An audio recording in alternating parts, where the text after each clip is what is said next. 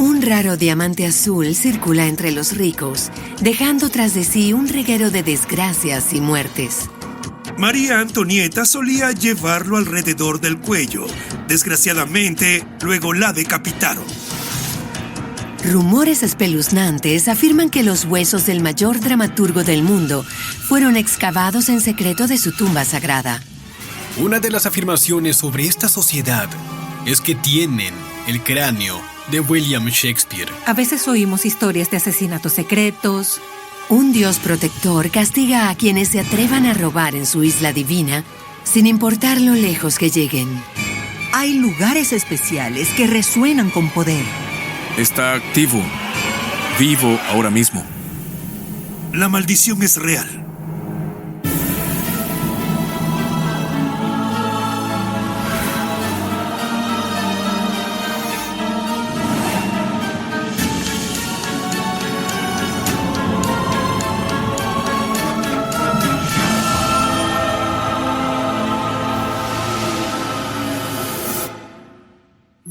Es el año de 1911 y a una excéntrica heredera llamada Evelyn Walsh y a su marido Nick McLean se les ocurrió añadir otra ilustre joya a su amplia colección, el único diamante Hope.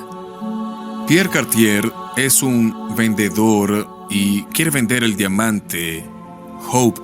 Es absolutamente impresionante. Es este profundo, gris azulado, casi violeta. No puedes apartar los ojos de él. La hermosa y simétrica forma oval engastada en este impresionante collar lo convierte realmente en un diamante del más alto calibre. Sin embargo, parece que la rara gema no es lo bastante tentadora. Al menos no hasta que un siniestro mensaje de su antiguo propietario saca a la luz historias de su oscuro pasado. Mayo, al final de su vida, pasa una advertencia a los próximos propietarios. Esta piedra nos arruinó. Sus palabras resuenan los rumores que han perseguido a la gema durante décadas. Aunque hoy vale millones, se cree que ha despojado a sus poseedores de mucho más que su riqueza. Ha tenido una historia bastante trágica e inquietante. Hay historias de personas que sufren divorcios y terribles accidentes, enfermedades y, por supuesto, increíbles pérdidas económicas. En lugar de dejarse disuadir, Evelyn se deja seducir por las tentadoras historias de horror y dolor. Creo que era su forma de decir: tengo poder sobre esta piedra. ¿Dices que está maldita? Yo no estoy maldita. Si esta piedra del tamaño de una nuez está realmente marcada por una maldición centenaria, ¿podría ser este el momento en que Evelyn sellara su destino y el de su familia? Hay que preguntarse si al poseer este diamante atrajo a todos estos acontecimientos negativos a sí misma.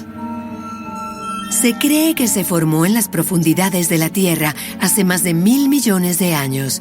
La piedra azul radiante es venerada como uno de los objetos malditos más infames de la historia. A la gente le gusta el misterio o una historia. A la gente le gusta creer en cosas más poderosas que ellos mismos y en cosas que no pueden ver. Para quienes han sido víctimas de su ira, este diamante representa cualquier cosa menos esperanza. El siglo XVII es la época en la que Francia se expande por el Mar Rojo tratando de acceder a las especias y, por supuesto, a las piedras preciosas. El primer europeo del que se sabe que tuvo el diamante Hope es un hombre llamado Jean-Baptiste Tavernier, un francés que en el siglo XVII recorre el mundo coleccionando muchas cosas. Lo encuentra y lo añade inmediatamente a su colección. Según cuenta la leyenda, los viajes de Baptiste lo llevan a Golconda, India, la única fuente de diamantes conocida en el mundo en esa época. En el siglo XVII, la lucrativa industria minera estaba en su apogeo. Los esclavos trabajaban en duras condiciones y enviaban las piedras preciosas a la realeza. Tavernier aparece como si fuera un aventurero, pero en realidad es un ladrón y alguien que claramente no piensa mucho en los efectos de sus acciones en otras personas. Allí, Tavernier obtuvo el diamante por medios poco claros. No tenía ni idea de la serie de tragedias que desencadenaría posteriormente. Él se encarga de llevar el diamante a Francia. Es de aproximadamente 112 quilates, tan grande como el puño de un hombre. ¿A quién va a vender una joya de este gran tamaño? Solo hay una respuesta a esta pregunta, y tiene que ser al rey Luis XIV, el constructor de Versalles, Le Roi Soleil, el Rey Sol. En Francia, adquiere un nuevo aspecto y nombre cuando el Rey Sol encarga al joyero de la corte que le haga una pieza para recordar. La piedra pasa a conocerse como el diamante azul de la corona o el azul francés. Cuando encontraron este diamante, tenía muchas imperfecciones. Ese realce artificial en algunas sociedades en realidad dañaba su potencia. Entonces, si hablamos de gemas malditas, ¿es porque fueron alteradas artificialmente? Algunos llegan a decir que profanar una gema desataría espíritus vengativos. Si el diamante poseyó alguna vez propiedades protectoras, tal vez la modificación de su forma original hizo más mal que bien. El 1 de septiembre de 1715, el Rey Sol muere dolorosamente de gangrena. Uno a uno, todos sus hijos legítimos fallecen, excepto uno, el delfín Luis. El rey Luis XVI y su esposa María Antonieta heredan el diamante. El rey Luis y María Antonieta, con estilos de vida muy lujosos, por supuesto, en un momento en que muchas personas en Francia no tenían suficiente comida ni refugio. En 1789, los ciudadanos atacan a la monarquía en una de las mayores revueltas de la historia. La Revolución Francesa fue un acontecimiento sangriento, y en muchos sentidos este diamante simbolizaba la gran división que existía en aquella época. Estaba asociado a la monarquía, asociado al lujo, mientras el pueblo estaba pasando hambre. Es una insurrección armada. La nobleza y la realeza de Francia son atacadas y juzgadas por crímenes contra el resto de Francia. Intentan escapar, pero son devueltos a París. El 21 de enero de 1793, Luis XVI es decapitado en la guillotina y 9 meses después, María Antonieta tuvo el mismo destino. Pero, como describe la maldición, no solo quienes la poseen están destinados a sufrir su ira. María Teresa de Lamballe es considerada una de las víctimas del diamante Hope. Era una confidente cercana, una dama de compañía en la corte de María Antonieta, y se rumorea que acostumbraba a llevar el diamante. Tras la captura de Luis y María, la princesa de Lamballe se negó a denunciar a la realeza. Al final, su lealtad la llevó a una muerte espantosa. La sacaron a rastras del tribunal y la arrojaron a una turba violenta. La mataron a martillazos, la destriparon y pusieron su cabeza en una pica. Si María y Luis llevaban el diamante, así como los amigos íntimos y la familia de ella también lo llevaban, ¿tuvo algo que ver ese diamante? En el caos posterior, el diamante es saqueado del tesoro real francés. Nadie quiere admitir que tiene en sus manos el diamante Hope, pero desaparece. Oficialmente, el azul francés no se vuelve a ver. Sin embargo, unos 20 años después de la Revolución, aparece otro diamante. Más pequeño, de unos 45 quilates, está en posesión de Daniel El-Ayazon. No habla de su origen, pero se especula que fue tallado del azul francés. Si se trata del mismo diamante Hope, cabe preguntarse qué fue de él y quiénes lo tuvieron en esos 20 años. Las historias hablan de al menos 2 hombres que podrían haber sido víctimas de la maldición. ¿Cuándo se vinculó al diamante la historia de la maldición? Bueno, se especula que empezó a surgir con uno de sus propietarios del siglo XIX, un joyero francés llamado Fals. Se cree que Wilhelm Fals es el responsable del nuevo aspecto tras la Revolución Francesa, quizás en un intento de camuflar el tesoro robado.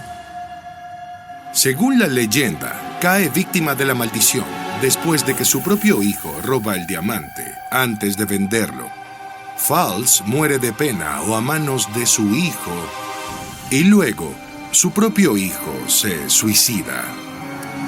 En los años siguientes, el diamante pasa de mercader en mercader, ganando fama de llevar casi a la bancarrota a quienes lo adquieren. Este diamante acaba en manos del rey Jorge IV, que es un monarca absolutamente detestado. Es decir, ama la riqueza y la opulencia, pero también se vuelve horriblemente obeso. Muere sin hijos, muere sin amor y muere con una montaña de deudas a su sucesor. En 1839, entra en la colección del conocido Henry Philip Hope, el hombre de quien el diamante toma su nombre. Henry Philip Hope era un hombre muy rico y cuando compró el diamante, esto iba a ser una especie de signo de su increíble riqueza y poder. Poco después, la maldición del ahora llamado diamante Hope comienza a revelarse cuando Henry Philip muere en circunstancias poco claras. Desde el momento en que decidieron comprar el diamante, empezaron a experimentar décadas de problemas financieros, así como otros desastres, incluida la enfermedad. ¿Podría la piedra maldita ser la causa de su caída? Lord Francis Hope sería el último miembro de la familia en poseer el diamante. En 1894 se casa con la cantante estadounidense May Jo y queda casi en bancarrota. Lo que sabemos de su estilo de vida es que era muy extravagante y desde luego no cambió cuando se casó. En 1901 se ve obligado a vender la preciada posesión familiar para saldar deudas. Un año después es declarado en quiebra. Poco después pierde un pie en un accidente de casa, se divorcia de su esposa y a los 75 años, Lord Francis Hope muere como un hombre pobre e indigente.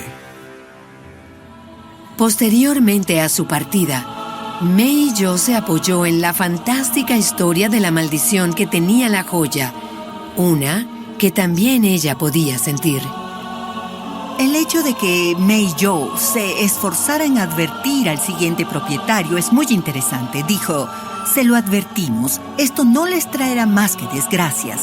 Cuando se unió al diamante después de la caída, está declarando al mundo que no fue ella. Ellos no causaron su propia ruina, no fueron sus elecciones. Es este otro poder místico, una forma clásica de no asumir la responsabilidad. En 1909, un carismático joyero llamado Pierre Cartier aprovecha por primera vez la oscura reputación del diamante Hope. Cartier es quien utiliza, de hecho, las historias de la maldición para aumentar el valor del diamante Hope. Siempre es mucho más atractivo si el objeto que intentas vender tiene una historia, ¿verdad? Si hay alguna leyenda, algún mito, alguna maldición, alguna historia asociada al objeto, entonces resulta aún más atractivo para el posible comprador. Y eso es exactamente lo que hizo Cartier. Cartier conocía bien a su cliente. Evelyn se burló diciendo que las cosas que traían mala suerte tenían el efecto contrario en ella. No podía decirse lo mismo de su marido, que pidió que se incluyera una cláusula en el trato. En caso de que la familia de Edward B. McLean falleciera en el plazo de 6 meses, se acuerda cambiar dicho diamante Hope por una joya de igual valor. Y Cartier añade una cláusula por la que si les pasa algo malo no pueden vengarse. No es su culpa, los convenció sobre esta maldición. Desde el principio hubo indicios de que el diamante azul sería un mal presagio para la familia. Indicios que Evelyn ignoró. Su suegra estaba preocupada, conocía la historia del diamante. Entonces ella le dice, no compres este diamante. Evelyn se comprometió y dijo, bueno, vamos a purificarlo. Llevémoslo a una iglesia y veamos si pueden bendecirlo para deshacernos de cualquier tipo de maldición. El día que va a la iglesia a hacerlo, cuando el sacerdote va a bendecir la piedra, las luces empiezan a parpadear y al parecer hay una tormenta afuera. Así que tienes que preguntarte, ¿es esto realmente una advertencia o es solo una coincidencia? ¿Habían enfurecido la maldición y al espíritu que tal vez la habitaba? Si se presta atención a la familia McLean, la maldición se hizo más severa. Poco después de comprar el diamante, los amigos y familiares de Evelyn empezaron a temer su poder y la instaron a venderlo. Pero ella se negó. Evelyn no tenía miedo de usar el diamante y alardeaba de él y de la maldición. Lo trata con muy poca reverencia. Lo tiró a una piscina, se lo puso para una operación. Dejó que su perro lo usara, lo metió en un cojín, se lo prestó a sus amigos. Así que la flagrante falta de respeto de Evelyn es tentar a la suerte. Y es posible que al hacerlo esté trayendo algunas de estas energías oscuras que están asociadas con la piedra maldita a su propia vida. Un trágico día, la buena fortuna que unía su glamorosa vida empezó a caer. A su debido tiempo, la tragedia se abate sobre Evelyn McLean. En 1919, su hijo pequeño corre delante de un auto y muere. Su hija se suicida y todo lo que la rodea económicamente empieza a desmoronarse. Eventualmente su marido la dejó por una mujer más joven y al final pasó el resto de su vida en un manicomio. Tras años de gastos excéntricos, Evelyn se vio obligada a vender el periódico de su familia, The Washington Post. Al final, la muerte, las deudas y el divorcio no fueron suficientes para impedir que llevara el diamante, incluso cuando algunos lo apodaron el talismán del mal. A pesar de todo el dolor causado o no por la maldición, Evelyn McLean ha pasado a la historia por el tiempo que pasó con el diamante. ¿Podría ser esto lo que siempre quiso? ¿Entretejerse en su fascinante tapiz junto a los reyes y las reinas? La hipótesis de que el diamante trae algún tipo de retribución kármica es casi factible, hasta que se regala y una víctima inesperada se enfrenta a su maleficio. Tras su muerte, los nietos de Evelyn venden el diamante para saldar sus deudas. El comprador es el comerciante de diamantes neoyorquino Harry Winston. Él decide donarlo al Museo Smithsonian en 1958. La gente se entera de la donación y empieza a inquietarse. Están preocupados por lo que pueda suceder en el museo, por lo que pueda ocurrirle a la gente que manipula el diamante o incluso a los visitantes. ¿Podrían ser ellos la próxima víctima de esa maldición? Un cartero llamado James Todd fue el responsable de la entrega. Él nunca llegó a ver el contenido del paquete que le habían encargado. Sin embargo, el año siguiente de su vida estará plagado de tanta tragedia y dolor que muchos lo consideran la última víctima del diamante azul. Un año después de entregar el paquete, Todd choca con su camión y se destroza una pierna. Tiene otro accidente y se lesiona la cabeza. Pierde a su perro. Parte de su casa se quema. Y finalmente pierde a su mujer. Desde entonces, ningún individuo se ha atrevido a poseer el diamante. La gema más famosa del mundo pertenece ahora al público estadounidense. Lo interesante de las maldiciones es que nunca se sabe cuánto tiempo pueden continuar. ¿Quién puede decir que la historia de la maldición terminó? Como historiador profesional, debo decir que no creo en maldiciones. Como ser humano, no quiero poseer la piedra maldita. En cierto modo, llegó a representar a la élite. y en otros es la prueba de que ni siquiera quienes tienen nombre, estatus o dinero están a salvo de las tragedias de la vida. Al entrar a la iglesia de la Santísima Trinidad de Stratford-upon-Avon, queda claro que se trata de un lugar especial. Lápidas centenarias decoran el suelo. Todas, menos una, llevan los nombres de quienes yacen bajo ellas. Aunque la losa está en blanco, no hay duda de quién habita este espacio. Es la misma persona que fue enterrada en este mismo lugar hace más de 400 años. En la iglesia de la Santísima Trinidad de Stratford-upon-Avon está la tumba de uno de los más grandes, si no el más grande, escritor inglés William Shakespeare, el Bardo. Y la única indicación de que su cuerpo está allí es una maldición que te dice que no lo muevas. Buen amigo, por el amor de Dios abstente de cavar el polvo aquí encerrado. Bendito sea el hombre que perdona estas piedras, y maldito el que mueve mis huesos. El epitafio ofrece una amenaza a quienes perturban su descanso y gratitud a quienes se limitan a dejarlo en paz. ¿Temía Shakespeare que le quitaran el cuerpo? ¿Fue concebida para ser leída por una persona en particular? ¿Por qué iba a escribir esto en su lápida el mayor dramaturgo de la historia? ¿Podría haber sido inventado por otra persona? Aunque el bardo es conocido por la vida que llevó, las circunstancias de su muerte y la tumba donde yace su cuerpo siguen rodeadas de misterio. Debido a su ubicación dentro de una iglesia y a la moral y la ética, no se ha realizado ningún estudio invasivo. ¿Cómo murió? ¿Por qué se empeñó en que no lo molestaran? ¿Podría aludir este epitafio a que sabía que alguien intentaría recolocar sus huesos? ¿Pensaba en lo que eso podría significar para su alma en el más allá? Es sorprendente lo poco que sabemos de su vida.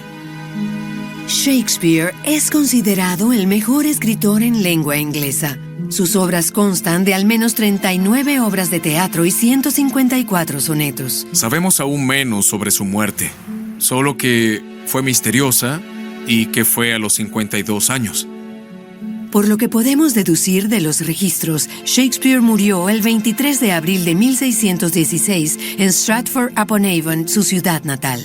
Al parecer, en ese mes escribió que gozaba de perfecta salud y, sin embargo, al cabo de un mes más o menos estaba muerto y nadie estaba completamente seguro de cuál fue la causa. Un pasaje del cuaderno de John Ward, vicario de Stratford, escribió sobre su muerte 50 años después. Shakespeare, Drayton y Ben Jonson tuvieron una reunión alegre y al parecer bebieron demasiado, pues Shakespeare murió de una fiebre que contrajo allí. Otras hipótesis sugieren que pudo haber sido envenenado por un rival o incluso por su propio médico, que pudo haberle administrado un peligroso tratamiento para su enfermedad. Esto se añade al misterio de la muerte de Shakespeare y sugiere que existe al menos la posibilidad de que ocurriera algo nefasto, ya fuera envenenamiento o asesinato. No lo sabemos. ¿Temía Shakespeare el juego sucio? ¿Fue concebida para ser leída por una persona en particular? Como mínimo, podemos suponer por su obra que Shakespeare contempló la muerte. ¿Qué podría esperarle al otro lado? Shakespeare nunca rehuyó los aspectos más oscuros de la naturaleza humana: la muerte, los fantasmas, la venganza. Estos temas impregnaron sus obras, desde el Rey Lear hasta Macbeth, pasando por Tito Andrónico. Una profunda escena de Hamlet muestra al protagonista sosteniendo el cráneo de su antiguo bufón y amigo Yorick, reflexionando sobre la fugacidad de la vida y la inevitabilidad de la muerte. Pobre Yorick. Yo lo conocí, Horacio. Un tipo lleno de burlas, de excelentísima fantasía. Me ha llevado a cuestas 1000 veces. Y ahora, qué aborrecido es en mi imaginación. Se me desborda la garganta. Aquí colgaban esos labios. ¿Dónde están ahora tus burlas, tus bromas, tus canciones, tus destellos de alegría que hacían la mesa rugir? ¿Podría Shakespeare estar escribiendo sobre sus propios temores en torno a la muerte y lo que podría suceder con el cuerpo físico? Shakespeare nació a mediados del siglo XVI, en una época en la que la peste bubónica estaba por todos lados, al igual que la muerte en general. Entonces, cuando los cementerios se llenaron demasiado, empezaron a desenterrarlos. Se sacaban los cadáveres, se trasladaban a espacios más pequeños y se colocaban nuevos cadáveres en las antiguas parcelas. Creo que Shakespeare sabía que existía la posibilidad de que la iglesia desenterrara su cuerpo y lo trasladara con el resto de la gente, y entonces nadie sabría quién era. Literalmente se perdería en un montón de huesos. De una extraña manera, esa advertencia es en realidad para la propia iglesia. Sin duda, se habría estremecido ante la idea de que sus restos fueran desenterrados y amontonados en una sala de huesos. Pero ¿hasta qué punto fue eficaz la advertencia? ¿Ha intentado alguien, desde que fue enterrado, desafiar esta maldición? Y si es así, ¿qué pasó? A primera vista, parecería que no, ya que la zona parece intacta. Pero un relato supuestamente ficticio escrito en una revista en el siglo XIX describe cómo pudo desarrollarse tal trama. Que el cráneo de Shakespeare fue robado admite, creo, muy pocas dudas. Mas no debo anticiparme, sino esforzarme por rastrear esta extraña y azarosa historia desde su comienzo. Hay un artículo publicado en 1879 que cuenta la historia de un hombre que es contratado para recuperar el cráneo de Shakespeare del cementerio. La historia cuenta que en 1794, un hombre llamado Frank Chambers aceptó robar el cráneo para un rico coleccionista. Es cuestión de especular si realmente lo hizo o no. Un pasaje del artículo dice: Cero palas con las manos y siente el cráneo. Cuando uno de los ladrones lo encuentra, dice: está bien. Cuando se publicó, se consideró un relato de ficción. Muchas cosas eran inexactas o inverosímiles, pero ¿podría haber algo de verdad en este cuento? Pero ¿por qué alguien se atrevería a profanar la tumba? En esa época, una incipiente pseudociencia llamada frenología provocó un aumento del robo de tumbas. No buscaban joyas de oro, sino cráneos humanos.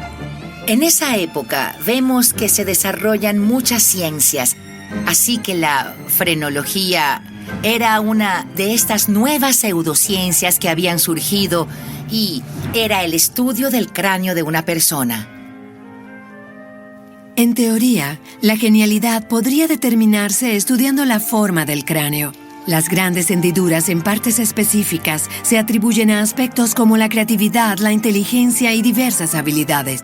Con la creciente fascinación, los cráneos de los famosos se convirtieron en valiosos objetos de valor, incluidos los de autores y compositores. Jonathan Swift, Mozart, Haydn, a todos se les examinó el cráneo. ¿Y quién no querría estudiar el cráneo de un genio como William Shakespeare? La era victoriana fue una época de gran fascinación por ese estudio, lo que provocó una excitación y un apetito morboso en torno a las disecciones humanas.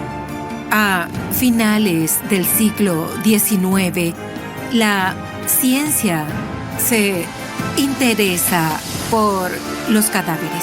La disección y la anatomía fueron increíblemente importantes en el siglo XIX. Estaba ligada al avance de la ciencia médica y también impregnaba la cultura popular.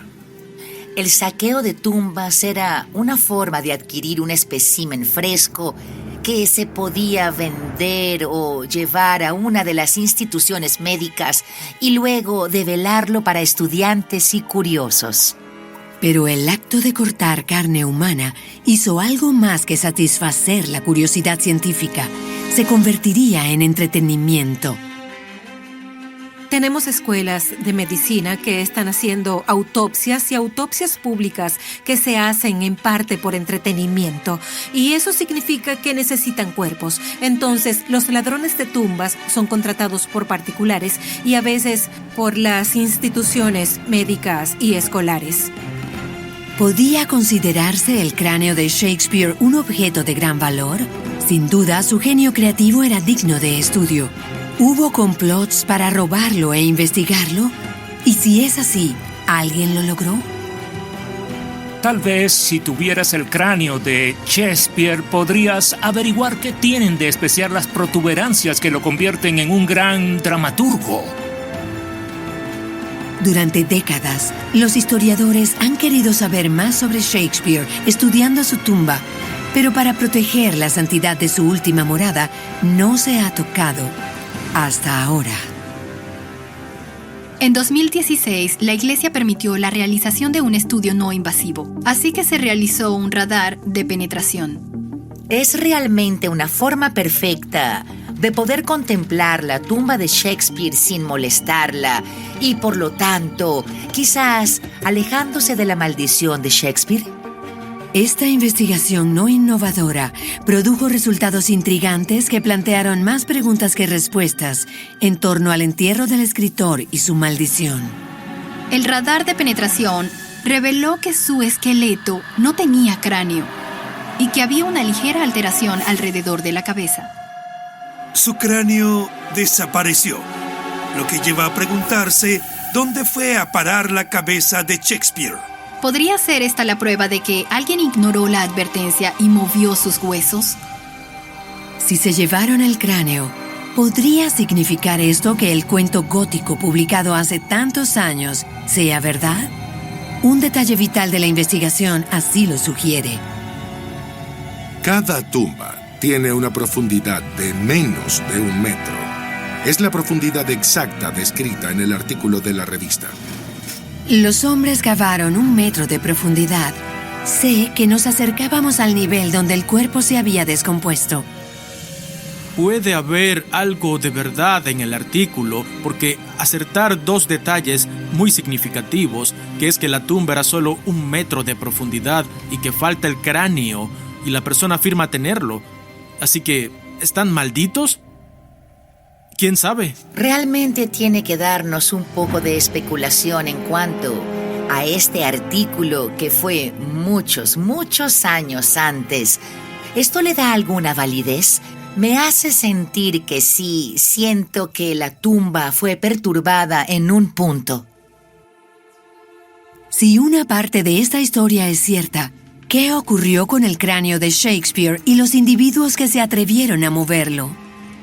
El autor de la historia original escribió una secuela en la que el personaje de la primera historia, Frank Chambers, contratado para recuperar el cráneo de Shakespeare, tiene dificultades para venderlo. Le entra el pánico. Quiere deshacerse de él y lo esconde en la iglesia de San Leonardo, en Billy. El cráneo, un misterioso descubrimiento arqueológico, fue hallado en el pueblo de Billy, situado en Worcester, Inglaterra. Este descubrimiento trae a la memoria una de las preguntas más perdurables de la historia. ¿Quién fue William Shakespeare? ¿Hasta qué punto es fiable el conocimiento que tenemos de este icono? Se examinó el cráneo Billy y ahora sabemos que pertenecía a una mujer que tenía 70 años cuando murió. Ha habido varias teorías sobre la identidad de Shakespeare. ¿Quién era? Hay, por supuesto, la controversia de si era, de hecho, ya sabes, el nombre artístico de un conde. Hay otras teorías. Una es que era un noble, otra que era abogado, incluso que podría haber sido una mujer. Su verdadera identidad puede perderse en el tiempo. ¿Qué tanto podemos saber del gran autor si el sello de su tumba fue levantado? Un viejo rumor que implica a una organización que se mueve en la sombra sugiere que puede haber alguien vivo que tenga la respuesta en su poder. Algunos afirman que el cráneo de Shakespeare está custodiado por una orden secreta en la Universidad de Yale. La Skull and Bone Society de Yale, también conocida como la Orden 322 o la Hermandad de la Muerte, es la sociedad de clase más antigua. Durante décadas, esta organización ha sido el centro de varias conspiraciones, incluidas afirmaciones de que sus miembros están implicados en un complot para el control mundial. El robo de tumbas se asocia a grupos como los Skull and Bones Society. Oímos historias de asesinatos secretos. Una de las afirmaciones sobre esta sociedad es que tienen el cráneo de William Shakespeare. También se cuenta que tienen los cráneos de muchos otros dentro de su institución. Una historia que ha perseguido a la sociedad durante años afirma que sus miembros irrumpieron en su tumba en el siglo XIX, reclamando su cráneo como premio. Se cree que fue llevado a su sede en New Haven, Connecticut, y desde entonces se ha utilizado para sus rituales ultra secretos. El hecho de que la calavera siga formando parte de la cultura popular, que se conserve y se utilice con fines de sociedad secreta es tentador. De las muchas preguntas que surgieron de este descubrimiento, una que quizás nunca tenga respuesta. Si alguien perturbara los huesos de Shakespeare e ignorara la maldición, ¿tendría alguna consecuencia? ¿Funcionó realmente la maldición? Tal vez haya un rastro de historias de catástrofes que nos permitan rastrear sus movimientos. La única forma de saberlo es si pudiéramos retirar la losa de la tumba de Shakespeare, levantarla y empezar a remover la tierra para ver si se ha producido algún tipo de alteración o si yace allí debajo en paz. ¿Nos decidimos a hacerlo? ¿Nos arriesgamos? Siguiendo los deseos de Shakespeare, la Iglesia se niega a perturbar su alma. Retirar sus huesos sería una deshonra y un riesgo que no están dispuestos a tomar. En la provincia tailandesa de Satun, un funcionario del parque abre un paquete adornado con sellos que hablan del largo viaje que realizó para llegar a su destino. Dentro, una carta. La desesperación en las palabras del escritor se palpa en la sala. Todo lo que hacemos, algo malo vendrá. Ha sido una larga racha de mala suerte, una tras otra. Hemos perdido todo nuestro dinero y tenemos muchas deudas. Dentro del paquete, meras piedras. No es infrecuente que los empleados del parque reciban pequeños paquetes con piedras negras brillantes y una carta en la que se disculpan por habérselos llevado. Te preguntarás por qué envían estos paquetes a menudo de todo el mundo. ¿Por qué devolver estas piedras? No son de cualquier playa, son de Koh I Nham, Tailandia, también conocida como la isla maldita de las piedras negras. Atrévanse a llevarse una piedra de la isla y el desastre los perseguirá, vayan donde vayan. No se trata de una antigua maldición durmiente. Está activo, vivo en este momento. Los viajeros modernos volverán a casa probablemente esta semana con piedras de Koh I Nham y decidirán a su debido tiempo devolverlas. ¿Qué desastre puede ser tan grave como para que los turistas regresen recuerdos a Tailandia meses e incluso años después de irse? A menudo hay maldiciones o leyendas asociadas a determinadas regiones en las que se nos dice específicamente que no recojamos ni nos llevemos ni siquiera una piedra porque nos traerá desgracias. Esto está presente en muchos lugares del mundo. Históricamente, las culturas de todo el mundo han creído que existen lugares especiales que resuenan con poder y que pertenecen a esa cultura, a ese Dios que creó ese espacio. ¿Por qué aquí? ¿Qué tiene Koh I Nham que le ha dado este nivel místico de protección? ¿Fue lanzada por los primeros habitantes o por los espíritus o dioses que aún la protegen? Las vistas de Khao Nham son espectaculares, pero tienen algo inquietante. ¿Ocurre algo más de lo que parece? Es una isla pequeña, remota y deshabitada, localizada en el mar de Andamán. Es de difícil acceso. Es un oasis privado, casi como un paraíso. Y uno tiene la sensación de que necesita y quiere estar protegida de la gente y, por supuesto, de los forasteros. Los visitantes son bienvenidos por un espectáculo fantástico: las millones de piedras negras y lisas que cubren la isla. Khao Nham es realmente especial. Quienes la visitan hablan de este espacio remoto y virgen, pero también muy dramático, porque tiene esta playa llena de piedras negras y posee una especie de encanto misterioso. No son diamantes ni oro, pero son igual de tentadoras. No es de extrañar que quienes van sientan a menudo la tentación de llevarse un trozo de ella. Cuando nos vamos de vacaciones y queremos llevarnos un trozo a casa, lo que intentamos hacer es ponernos una etiqueta física con esos recuerdos. Ya sea una piedra de la playa o una serie de fotos, sigue siendo algo que puede traernos esos recuerdos cuando queramos. Pero renuncien a su única regla y la isla de Khao Nham no los dejará olvidar. Según la mitología, la isla fue creada por Tarutao, una deidad suprema de Tailandia. Para proteger su creación, lanzó una maldición. Cualquier visitante que se lleve una sola piedra quedará maldito de por vida. No importa lo cerca o lo lejos que estén, la maldición los seguirá. Desde islas vecinas hasta el otro lado de océanos y continentes, no hay límites para lo lejos que puede viajar o lo mucho que puede durar. El dios Tarutao es descrito como sabio y compasivo. El gran guerrero tiene el poder de controlar el viento, los mares y las tormentas. Es el dios supremo de la naturaleza. Khao Nham no es el único lugar bajo su protección. Cerca de allí, la isla que lleva su nombre comparte la misma maldición. Y cerca tenemos otra isla que también tiene su propia especie de pasado misterioso y resonancia. Koh Tarutao, una pequeña isla vecina, se utilizó como prisión a finales del siglo XVIII y principios del XIX. En Koh Tarutao se recluían presos por delitos graves, presos políticos y otros indeseables. Se dice que las condiciones eran muy duras e inhóspitas. Eran obligados a trabajar bajo el sol abrasador y sometidos a enfermedades, malnutrición y abusos.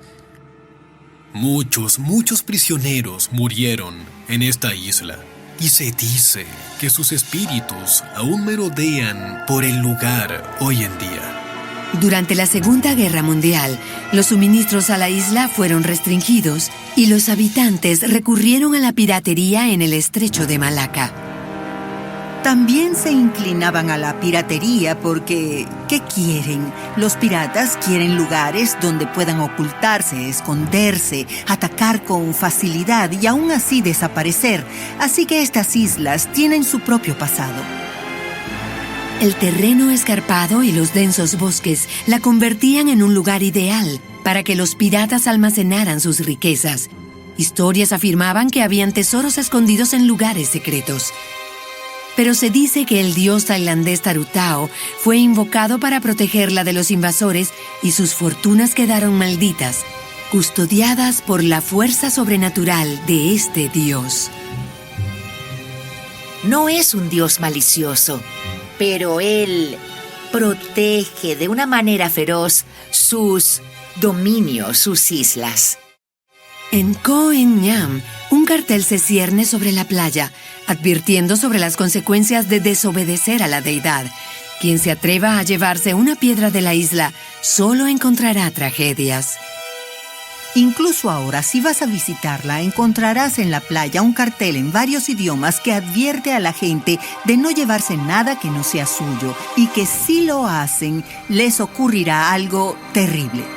A pesar de la advertencia en la playa, muchos turistas deciden tentar a la suerte y llevarse una piedrecita a casa. Y muy a menudo ocurre algún tipo de desastre.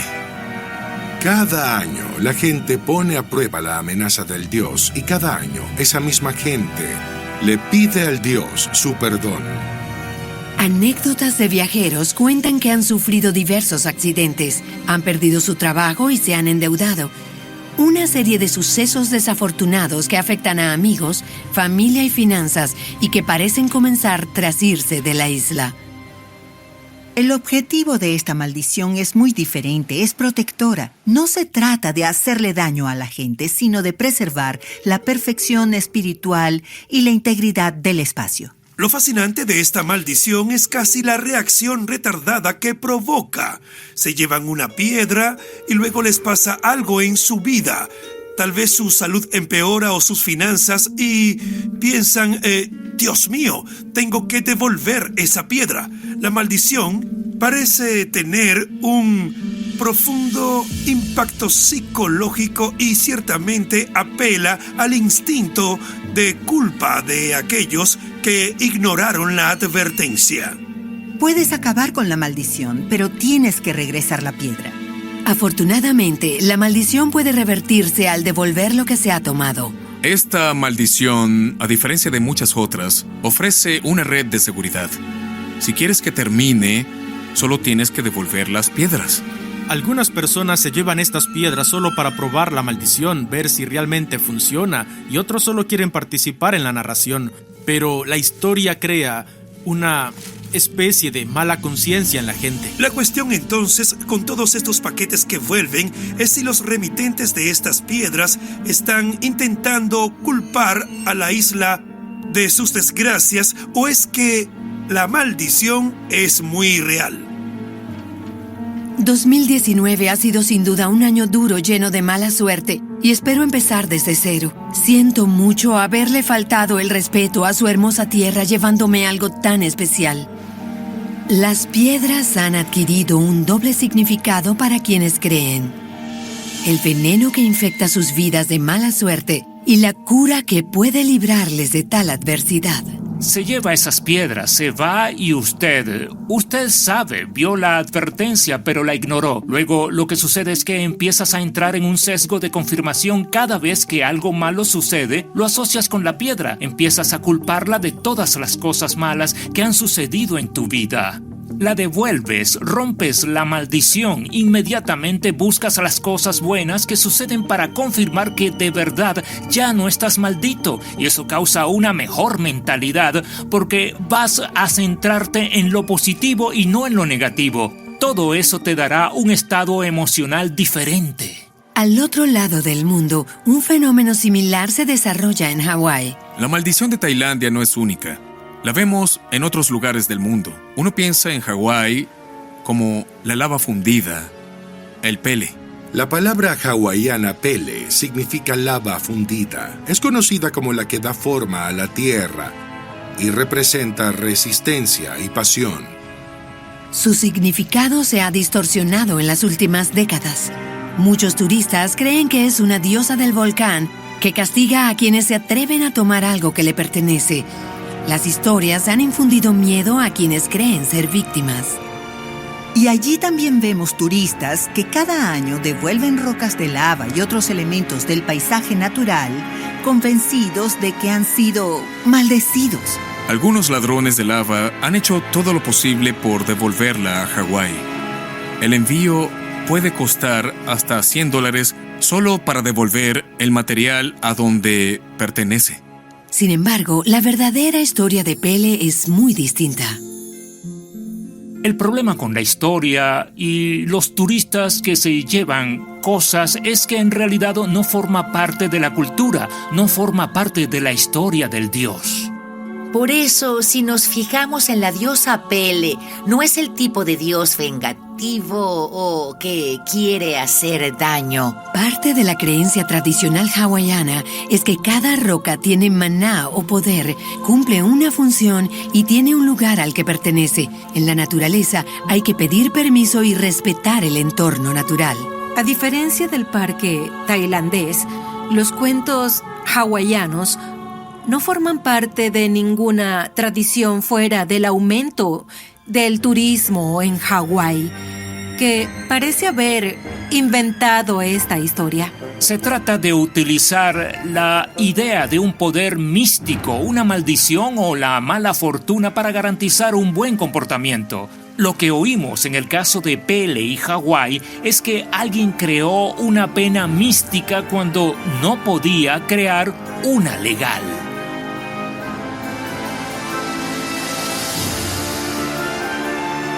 El turista tiene la idea de que cuando viaja tiene que llevarse algo, ya sean piedras de Tailandia o lava fundida de Hawái. Nos sentimos con derecho y necesitamos demostrar que hemos estado allí, y esta es una especie de forma inocua de hacerlo.